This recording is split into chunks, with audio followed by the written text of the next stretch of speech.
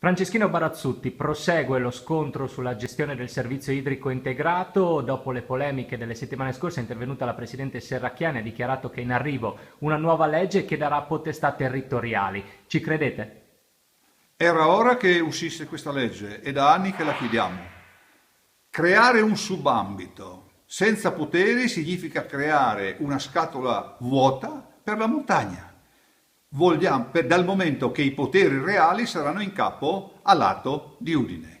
Ma non solo al lato di Udine i poteri, la gestione sarà anche al CAF di Udine. Quindi quasi saremo solo una periferia governata dal centro.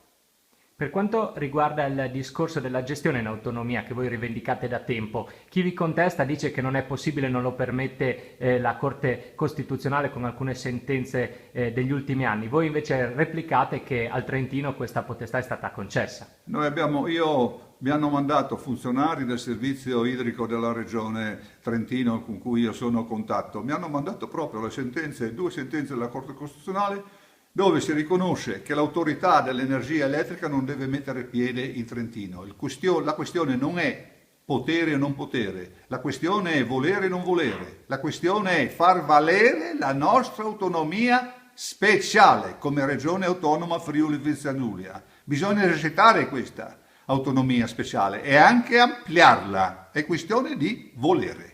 Per quanto riguarda dunque la vostra proposta è quella di tenere magari anche con la futura UTI una gestione comprensoriale per quanto riguarda la depurazione, però gli acquedotti ritornino di vallata.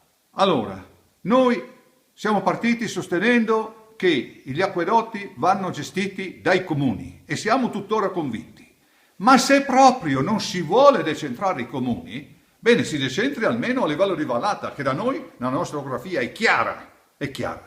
E la depurazione delle acque, la depurazione, può benissimo essere addossata, affidata alla UTI, perché diversamente non comprendiamo che cosa serve questa UTI, dal momento che è designata, si dice, a svolgere certi servizi. Non è forse un servizio questo qui?